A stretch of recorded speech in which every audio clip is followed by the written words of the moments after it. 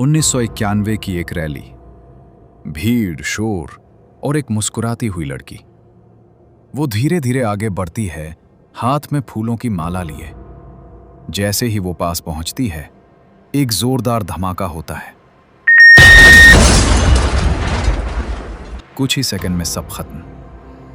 लेकिन असली सवाल ये है कि जिसे दोस्त समझा, वही जानलेवा दुश्मन कैसे बना। इस सवाल का जवाब हमें ले जाता है श्रीलंका में, जहां सालों से दो समुदायों के बीच तनाव बढ़ रहा था। एक तरफ थे सिंघली, जो संख्या में ज्यादा थे। दूसरी तरफ थे तमिल, जो अल्पसंख्यक थे। तमिल लोगों को लगने लगा कि उनके साथ बराबरी का व्यवहार नहीं हो रहा। उन्हें नौकरियां कम मिलती थीं, उनकी भाषा को महत्व नहीं दिया जाता था और सरकारी फैसलों में उनकी आवाज अनसुनी कर दी जाती थी। धीरे धीरे उनका ये दुख गुस्से में बदल गया। कुछ युवाओं ने सोचा कि अगर हमें सम्मान नहीं मिल रहा तो हमें अपना अलग देश चाहिए। यहीं से जन्म हुआ liberation tigers of Tamil Eelam का, जिसे दुनिया ने LTTE के नाम से जाना। शुरुआत में यह एक छोटा संगठन था, लेकिन समय के साथ यह बहुत ताकतवर हो गया। अब बात आती है भारत की। भारत श्रीलंका का पड़ोसी है और तमिलनाडु के लोग वहां के तमिलों से गहरा जुड़ाव महसूस करते थे। भारत को डर था कि अगर श्रीलंका के हालात और खराब हुए तो विदेशी ताकतें वहां अपना पैर जमा सकती हैं। जैसे अमेरिका, जो हिंद महासागर में अपना दबदबा चाहता था, पाकिस्तान, जो भारत को घेरने की ताक में था, और इजराइल या चीन, जिनकी मौजूदगी भारत की सुरक्षा के लिए एक बड़ा खतरा बन सकती थी।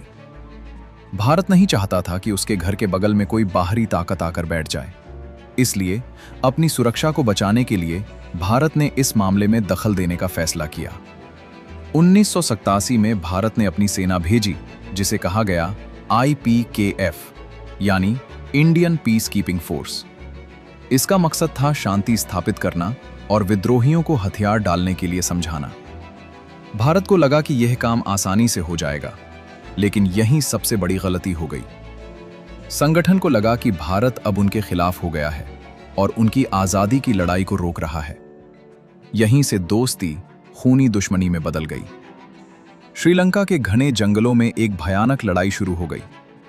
एक तरफ भारतीय सैनिक थे और दूसरी तरफ उनके वेल ट्रेन्ड ग्वेरिल्लाज।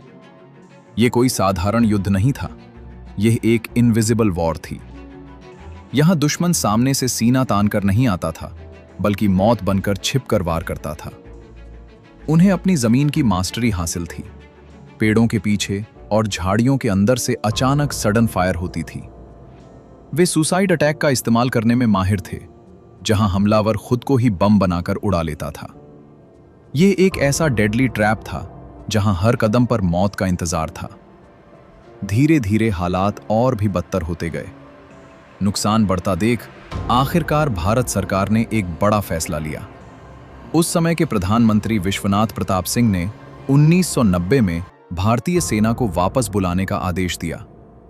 लेकिन उनके मन में नफरत अभी बाकी थी। उन्हें लगा कि भारत ने उनके साथ विश्वासघात किया है और उन्होंने बदला लेने की साजिश रची। फिर आया 21 मई 1991। तमिलनाडु का श्रीपेरम्बदूर इलाका, जहां एक चुनावी रैली चल रही थी। चारों तरफ समर्थकों का हुजूम था और मंच पर पूर्व प्रधानमंत्री राजीव गांधी पहुंचने ही वाले थे। उसी भीड़ में धनु नाम की एक लड़की भी मौजूद थी। उसने चश्मा पहना था और हाथ में चंदन के फूलों का एक बड़ा हार लिया हुआ था। वहां मौजूद सुरक्षा कर्मियों को लगा कि वो भी बाकी समर्थकों की तरह सिर्फ माला पहनाने आई है। जैसे ही राजीव गांधी मंच की ओर बढ़ने लगे, धनु भीड़ से निकलकर उनके करीब पहुंची। उसने मुस्कुराते हुए उन्हें माला पहनाई। फिर जैसे ही वो सम्मान देने के लिए उनके पैर छूने नीचे झुकी, उसने अपनी कमर पर बंधे सुसाइड बेल्ट के स्विच को दबा दिया। एक जोरदार धमाका हुआ और पल भर में सब कुछ धुएं और चीखों में बदल गया। उस धमाके में राजीव गांधी और कई निर्दोष लोगों की जान चली गई। उस दिन भारत ने सिर्फ एक बड़ा नेता नहीं खोया, बल्कि एक गहरा भरोसा भी खोया। अब सवाल ये नहीं है कि क्या हुआ, सवाल ये है कि ऐसा क्यों हुआ। भारत की नीयत गलत नहीं थी, वो शांति चाहता था। उस समय के हिसाब से भारत ने जो फैसले लिए वे सुरक्षा और शांति के लिए सही लग रहे थे, लेकिन जमीन की हकीकत और नतीजे उम्मीद से बिल्कुल अलग निकले।